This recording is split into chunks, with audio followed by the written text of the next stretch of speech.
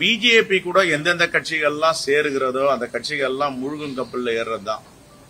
பிஜேபியை ஒருபோதும் தமிழ்நாட்டு மக்கள், இளைஞர்கள், நடுவழுதை சார்ந்தவர்கள், வயதானவர்கள் யாருமே ஏற்றுக்கொள்ள மாட்டார். ஏன்னா இது தமிழ்நாட்டு மண்ணுக்கு எதிரான கட்சி.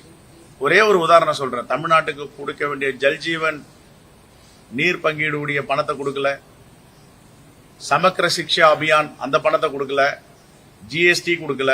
நீங்க இவ்வளவு அநீதி பண்ணுவீங்க, உங்களுக்கு யாரும் ஓட்டு போடுவாங்களா? உங்க கூட்டணி கட்சி ஓட்டு போடுவாங்களா?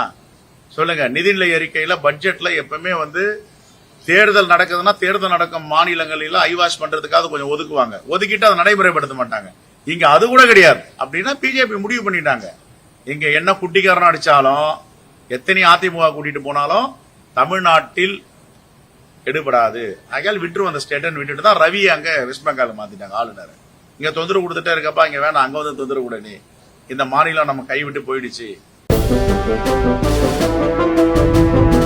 உண்மையின் பாதையில் தமிழ்நாடு காங்கிரஸ்.